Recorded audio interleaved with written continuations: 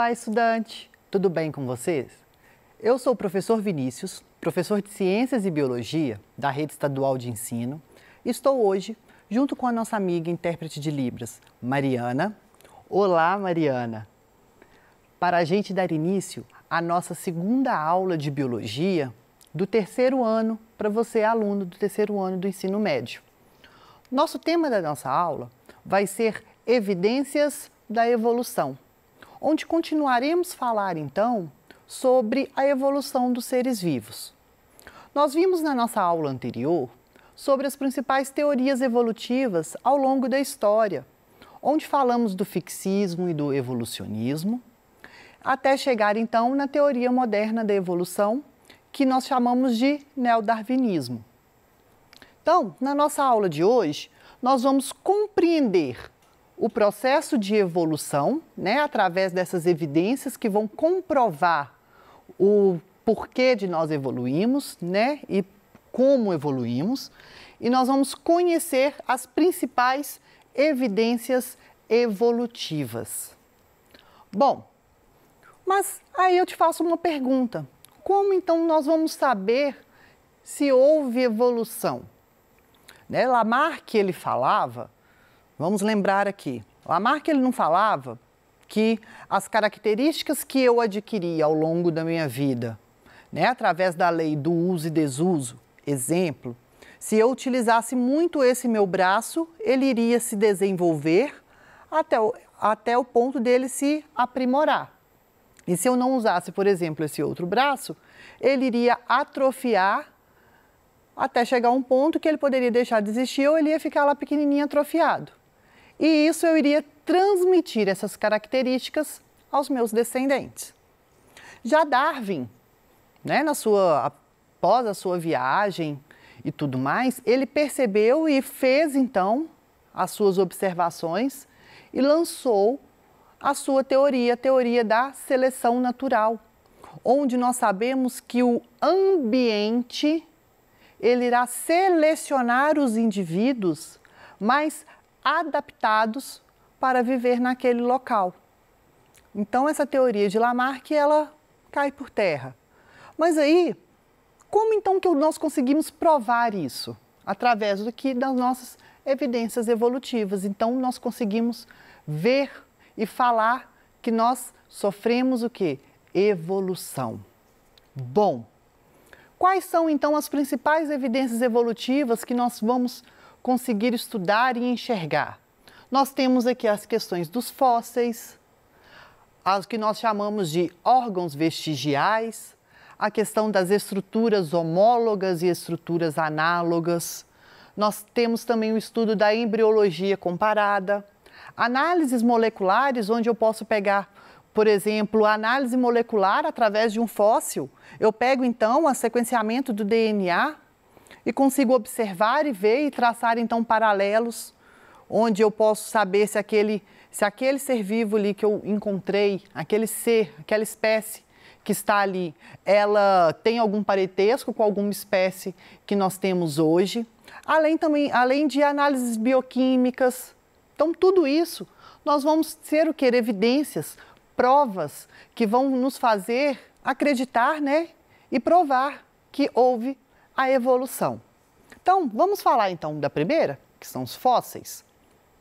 Todo mundo já ouviu falar nos fósseis, A gente faz lá no sexto ano, você já deve ter feito com o seu professor ou sua professora de ciências, de história, de geografia, aquela questão do fóssil de gesso, Você sabe, então, que esses fósseis, eles vão ficar abaixo de rochas, dessas rochas sedimentares, e nós conseguimos, então, ver, dependendo, ou achar simplesmente só o molde, ou achar até mesmo os ossos. Então, isso são os fósseis.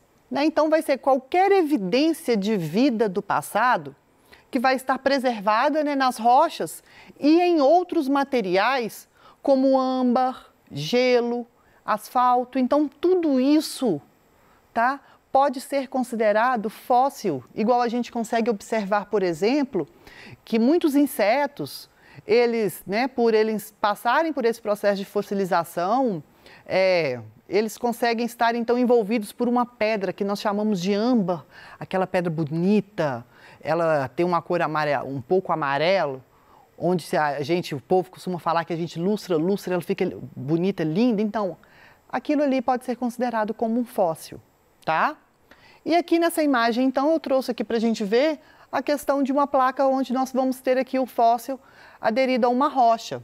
Reparem que aqui, olha, eu tenho o esqueleto dele, tem algumas partes faltando, mas a gente consegue perceber e ver que através desses fósseis houve, então, existiu um ser no passado, que no caso é esse ser vivo, que pode ou não ter algum parentesco, né, ou pode ter alguma semelhança com algum ser vivo que habita o nosso planeta hoje. E a partir daí a gente consegue traçar paralelos, dentre outras evidências que nós vamos observar aqui, e traçar então o que nós chamamos a história do nosso mundo, a história dos seres vivos. Tá? E aí nós temos que lembrar a seguinte coisa, que quando não ocorre o processo de decomposição, vamos lembrar, todo ser vivo quando ele vai morrer, ele vai sofrer um processo de decomposição, certo? Ele vai estar lá no solo, estando no solo vai ter que ter o quê? Umidade, calor e oxigênio. Feito isso, então, vai acontecer o quê? A decomposição desse ser vivo, onde fungos e bactérias, eles vão então converter essa matéria orgânica em matéria inorgânica. Quando não há esse processo de decomposição, poderá então, ao longo de milhões e milhões de anos, esse corpo, então esse organismo, sofrer um processo de fossilização. Ele poderá vir a se tornar um fóssil, tá? Porque não houve o processo de decomposição. E aí são aqueles fósseis mais intactos. Quando há o processo de decomposição e deixam só os ossos, por exemplo, então aquilo ali ao longo de milhões e milhões de anos podem ter um osso inteiro, então alguns fragmentos ou partes dele. Tranquilo?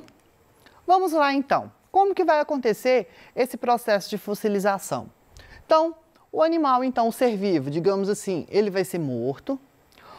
Ocorreu, então, ele vai ser morto, não ocorreu o processo de decomposição, tá? Ele vai ficar lá. Vai acontecer a deposição, então, de rochas, de sedimentos, onde nós sabemos que através do intemperismo, né, e de ações, pressão, temperatura e ações mesmo de outros seres vivos, ele vai ocorrer esse acúmulo de sedimentos em cima desse ser vivo. E esse ser, então, ele vai ser o que nós chamamos de, né, ele pode ser, digamos que soterrado. Feito isso, então, esse acúmulo de sedimentos vai ao longo de milhões e milhões de anos, formará, então, o quê? Uma rocha sedimentar. Dentro dessa rocha sedimentar vai acontecer o quê? Esse processo de fossilização. Então, dentro dessa rocha, nós vamos ter esse fóssil. Feito isso, então, o intemperismo nós sabemos que é constante, né? A dinâmica do nosso planeta Terra, né? Essa movimentação, então, dessa crosta terrestre, mais das ações humanas que a gente tem percebido ao longo da nossa história, ela vai ter constantes modificações na nossa crosta terrestre. Feito isso, então, vai o quê? Tirando esse excesso de sedimentos, digamos assim, vão lá minerando ou vai fazendo escavações até chegar a um ponto que nós vamos observar e perceber que aquele local vai possuir um fóssil ou poderá haver indícios de fósseis. Feito isso, vai acontecer o quê? Esse local ele vai ser fechado, isolado e começa-se então as escavações arqueológicas e paleontológicas, onde esses profissionais habilitados, eles vão fazer então com todas as suas técnicas a escavação desse local até encontrar todo o material ou apenas fragmentos. E essa questão dos fósseis, gente, é tão interessante a gente observar que isso não só conta a evolução dos seres vivos, mas também permitiu-nos contar a questão da história do nosso planeta. Por exemplo, a gente sabe que a organização dos nossos continentes, ela nem sempre foi assim.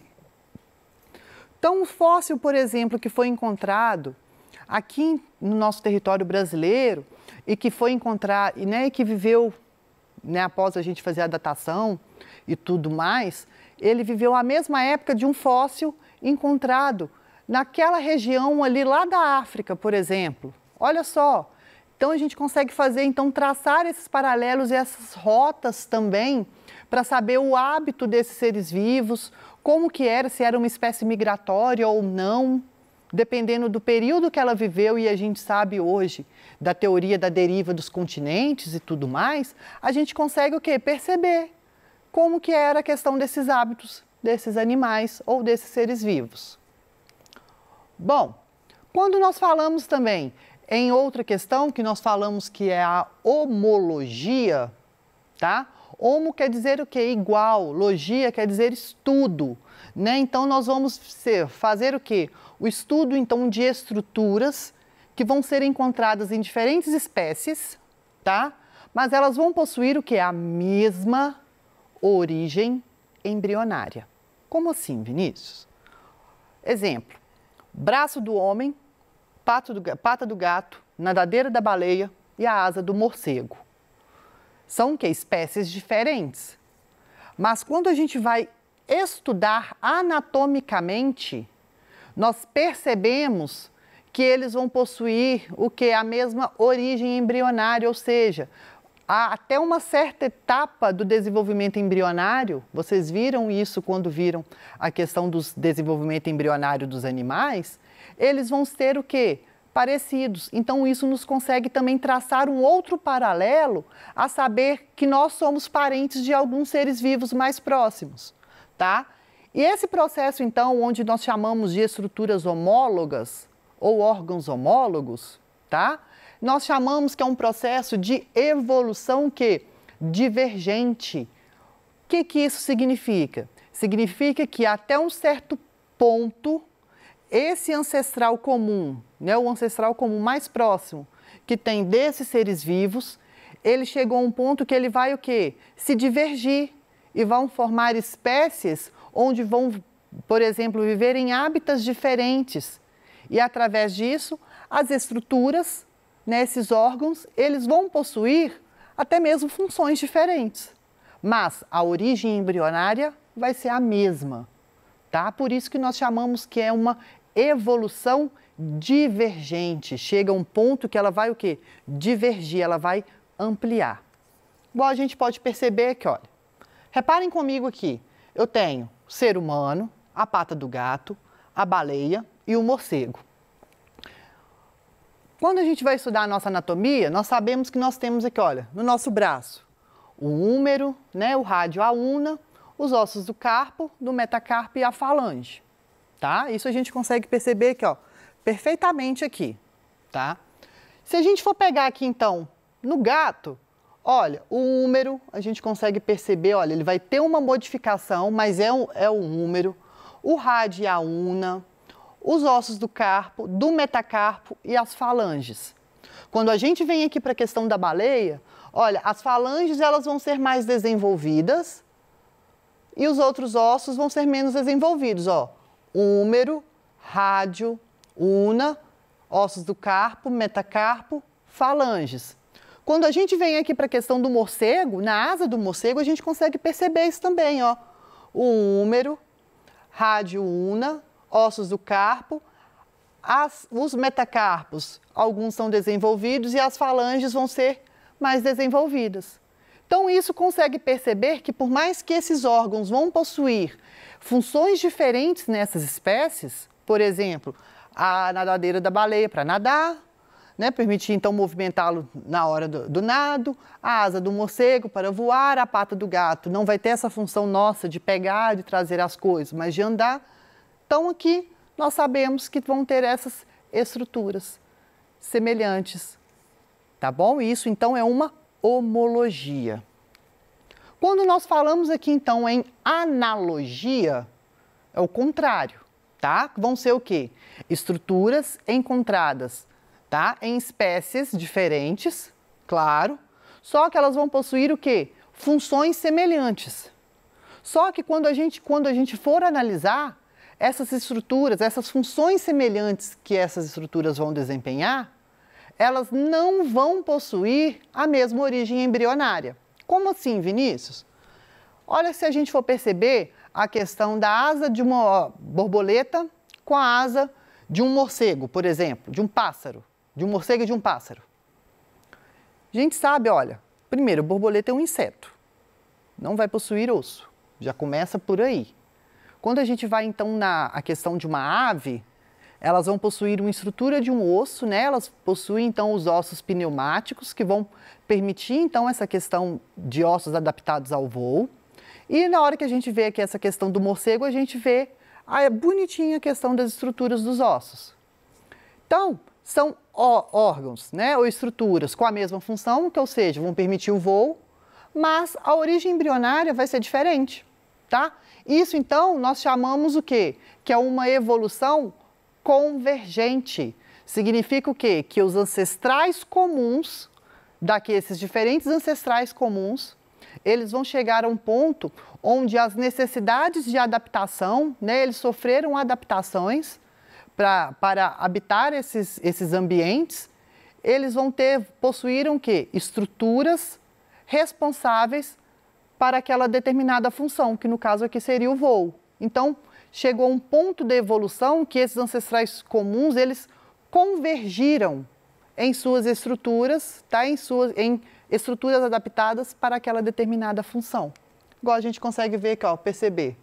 Então, se eu pegar aqui, olha, a asa do morcego e a asa da ave, se a gente for observar aqui, olha, a gente consegue perceber uma homologia aqui, tá? A gente já viu essa questão da homologia.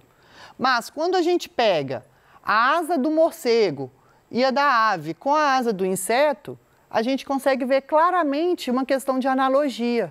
Ou seja, estruturas análogas, mesma função, origem embrionária diferente. A asa do morcego e a asa da ave pode ser até mesma função, né? Espécies diferentes, mas o que? Origem embrionárias semelhantes, tá? E quando a gente fala em questão dos órgãos vestigiais, quando a gente fala são o quê? Vestígios, tá? Vão ser estruturas que vão ser pouco desenvolvidas em determinadas espécies, tá? E não vão ter função expressiva, tá? Quase que nenhuma. Agora, em outras espécies, esse órgão, essa estrutura, ela vai ter uma enorme função. Como, por exemplo, o nosso apêndice vermiforme. Nos coelhos, ele vai ser bem desenvolvido e vai ter uma função expressiva. Já nos nossos seres humanos, não, ele vai ser bem assim, quase que atrofiado. Vai ficar aqui. Então, a gente consegue perceber nitidamente essa questão dos órgãos vestigiais. Outro exemplo também que a gente consegue perceber é que, olha, a questão quando a gente vai ver a questão das pernas em alguns animais. Olha só que interessante. Quando a gente vê, olha, a perna, né, que a gente consegue observar, olha, o fêmur, a pelvis, que vai ser após aqui, próximo à coluna vertebral, a gente consegue ver nitidamente que na baleia, olha, ela vai ser um pouquinho mais desenvolvida, enquanto que em alguns répteis, que no caso aqui na serpente, ela vai ser o quê? Bem lá atrofiadinha.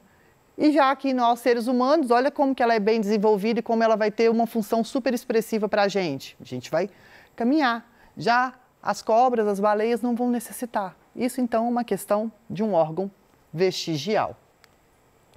E quando a gente olha também a questão da embriologia comparada, a gente consegue ver que o desenvolvimento embrionário de certos, né, grupos de animais até uma determinada etapa, ela pode ser semelhante. Então, a gente consegue traçar um paralelo aí de comparação, que a gente consegue observar aqui nos vertebrados.